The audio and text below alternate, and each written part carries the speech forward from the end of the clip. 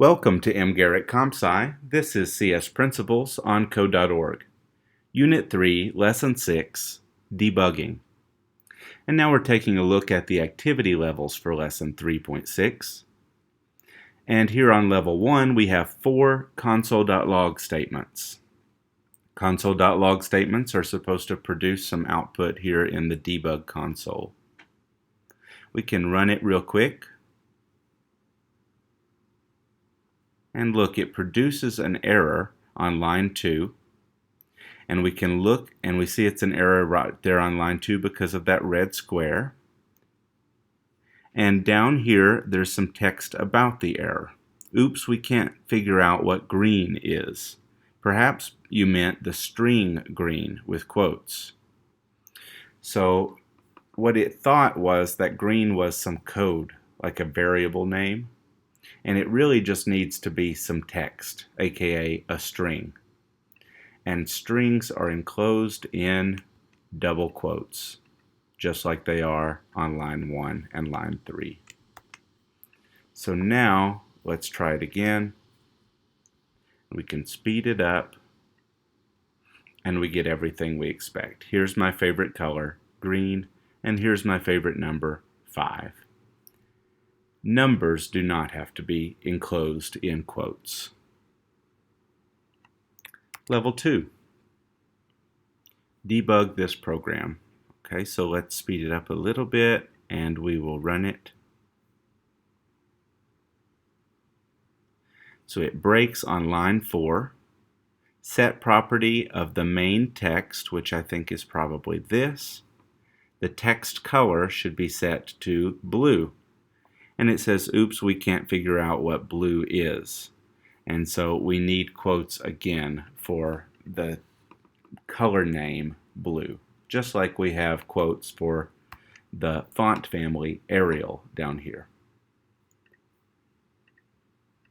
Run it again. No problems. Level 3. Run this program, see how it works, debug it so the smiley face does not go off the screen. Okay, so nothing broke on this, but nothing has actually run yet, right? Because this onEvent has not been triggered yet. What triggers the onEvent? Mousing over the smiley. So we'll do that. Oh, it disappeared entirely. So it went off the screen. Let's investigate the code to see why that happened. When we mouse over the smiley, we set the smiley's background color to a random color. We could investigate that further if we wanted. We set the smiley's X value on the screen, the location across horizontally, from 0 to 400, and its Y value from 0 to 500, random numbers. So we need to see if that makes any sense. Here on the screen, we see the maximum X value is about 318. So we definitely don't want it beyond that. And really, I bet that it's using the top left corner, so we probably want it less than that. So let's say 300 and see how it goes. And then what's the maximum Y? It's about 450. So let's go about 400 and see if that works. All right. So it's not disappearing fully, ever.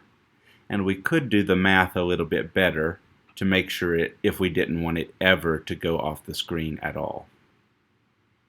Great. Level 4. This is a music player app, so it'll be dealing with the play sound controls. And it does some weird stuff. So I suggest you actually follow all these instructions and fully fix the problem. But I'm going to go ahead and skim through this. Some weird stuff happens because they didn't follow this advice. Never put an onEvent block inside another onEvent block. So look right here. I'll collapse that toolbox.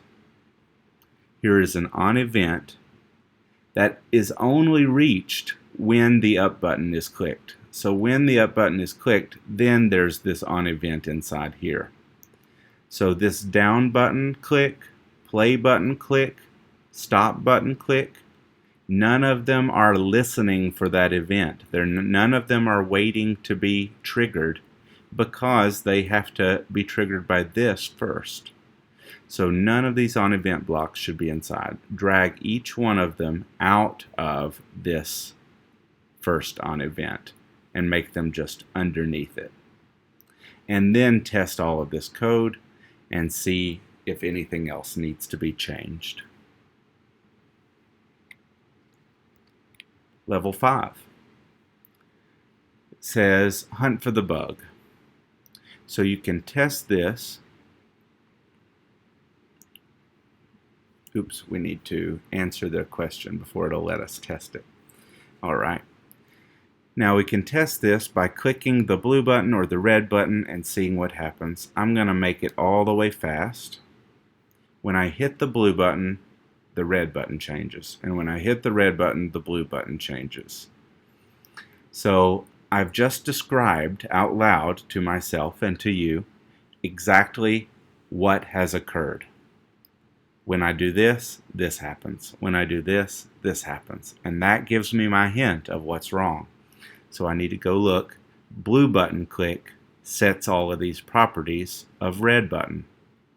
Red button click sets all these properties of blue button. And that's backward. So I could just change blue button to red button and red button to blue button. And that would probably fix it. And this is view only, so it's only asking for your answer here. So go there, read through the instructions, and answer their questions more specifically. Level 6. Level 6 is a practice debugging level. So you can choose A, B, or C, and it'll give you different debugging scenarios. I'm not going to go into any of these options. I usually require my students to just pick one, but if you want more practice, you can look at all three. And then finally, on level 7, you answer a check for understanding question about your own understanding so far with this process. And that's all for this lesson. I hope to see you back here on the next lesson video. If you haven't already, hit subscribe. Also like the video and comment if there's anything you want me to know about your experience with this content. Goodbye.